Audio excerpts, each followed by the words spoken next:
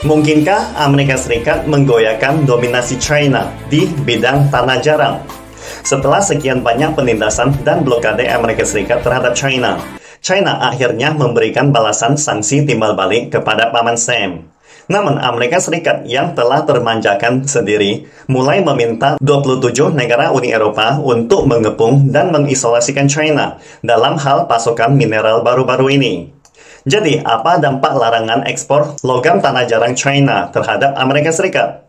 Seberapa besar kemungkinan Amerika Serikat dapat membujuk 27 negara Uni Eropa untuk mengepung China? Bagaimana jurus balasan China nantinya?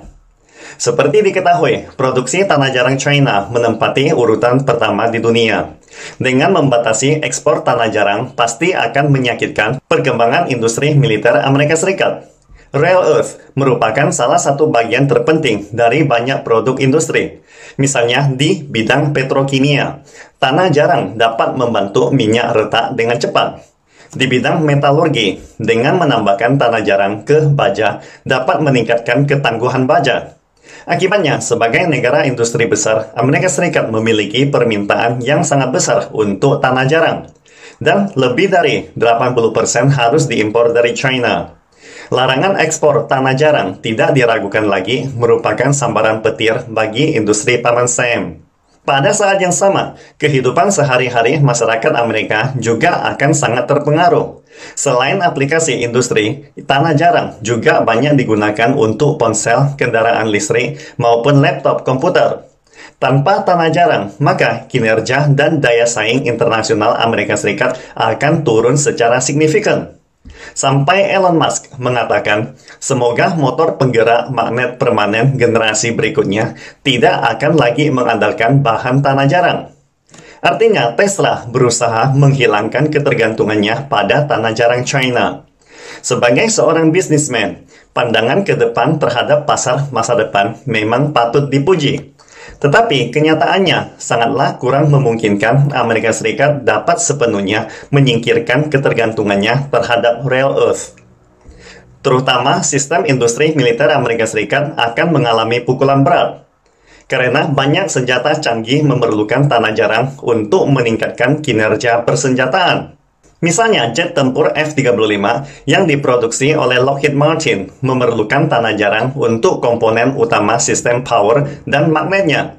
Atau contoh lainnya, rudal Patriot, tank M1 maupun jet tempur F-22 yang merupakan kekuatan pertahanan terpenting Amerika Serikat, semua produksinya tidak dapat dipisahkan dari tanah jarang China. Bulan lalu, China memberlakukan sanksi larangan ekspor tanah jarang terhadap dua perusahaan militer terbesar dunia, Lockheed Martin dan Raytheon. Membatasi ekspor rare earth merupakan pukulan balasan timbal balik yang sangat menyakitkan dan akan menyebabkan kerugian besar pada industri militer Amerika Serikat kemudian hari. Jadi, seberapa besar kemungkinan Amerika Serikat dapat meminta 27 negara Uni Eropa untuk mengisolasikan China? Sebenarnya, banyak negara Uni Eropa telah memiliki kerjasama erat dengan China. Termasuk banyak negara non-barat mulai melihat wajah asli imperialisme Amerika. Apalagi mereka memiliki hubungan diplomasi yang sangat dekat dengan China dan tidak akan mudah mendengarkan perintah satu sisi dari Amerika Serikat.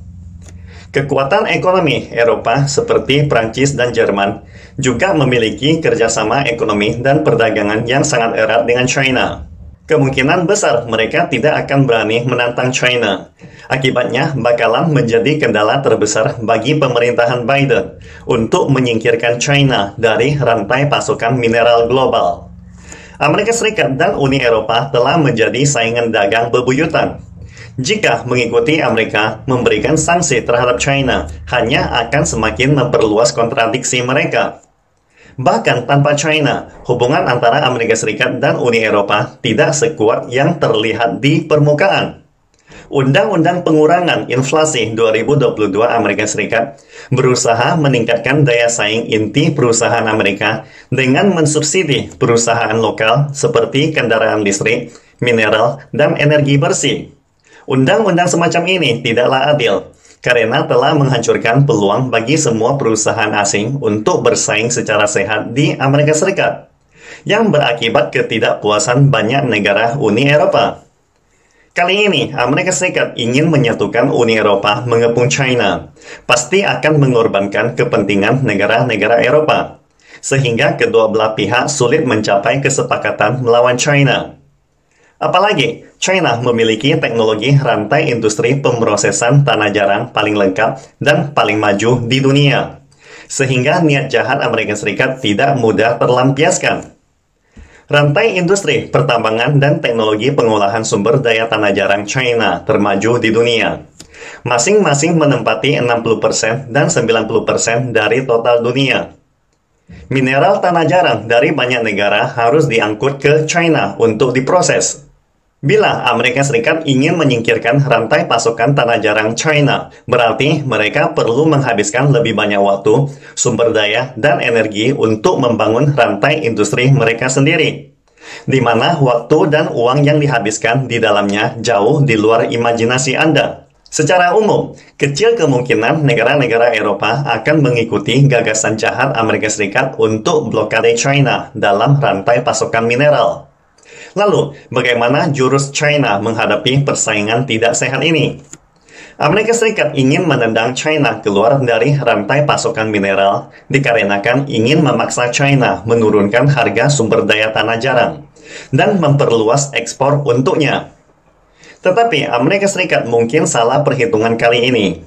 Amerika Serikat mungkin dapat memblokir chip semikonduktor China dalam beberapa tahun mendatang. Namun hari ini, China memiliki absolute power dalam teknologi tanah jarang. Tanpa tanah jarang China, blokade chip semikonduktor Amerika tidak akan banyak berarti nantinya. China sebenarnya dapat meninggalkan Amerika Serikat dan bekerja sama dengan Uni Eropa saja. Dalam menghadapi kepentingan ekonomi yang sangat menggiurkan, saya yakin negara-negara Eropa akan dapat membuat pilihan yang tepat. Tingkat inflasi Amerika Serikat yang saat ini masih sangat tinggi. Selain harus terus menaikkan suku bunga untuk menstabilkan pasar, Amerika Serikat sangat membutuhkan ekspor komoditas berkualitas tinggi dan murah dari China, serta membeli surat utang Amerika Serikat dalam jumlah banyak. Ini juga alasan mengapa Menteri Keuangan Amerika Serikat Janet Yellen dan Menteri Perdagangan Raimondo berulang kali memohon untuk mengunjungi China, namun tidak dikabulkan. Metode sanksi Amerika Serikat terhadap China sangatlah jelas. Pertama, membentuk geng baru dengan Eropa, lalu melarang negara-negara Asia, Afrika, dan Amerika Latin yang kaya sumber daya untuk mengisolasikan China dari pasokan mineral dan energi, sehingga China menjadi the lonely island. Harus diakui, gagasan pemerintahan Biden memang sangat indah. Tetapi China tidak akan memanjakannya lagi. Banyak negara Asia, Afrika, dan Amerika Latin adalah negara berkembang dan termasuk dunia ketiga bersama China. Dalam hal kerjasama ekonomi dan perdagangan serta pertukaran budaya, China relatif dekat dalam menjalin hubungan kerjasama yang saling menguntungkan dengan mereka yang selangkah lebih maju dari Amerika Serikat. Kesimpulannya, China memiliki absolute power dalam produksi dan pemrosesan tanah jarang di dunia. Amerika Serikat dan adik-adiknya berusaha memberikan sanksi kepada China untuk menghancurkan keunggulan teknologi tanah jarang China. Sebenarnya, baik Amerika Serikat maupun China, hanya dengan terus meningkatkan teknologi dan menjalin hubungan kerjasama yang terbuka dan saling menguntungkan sesama negara partner, bukannya kepentingan Amerika Serikat di atas segalanya. Kita baru dapat berdiri kokoh di kancah internasional tanpa takut diprovokasi oleh Amerika Serikat.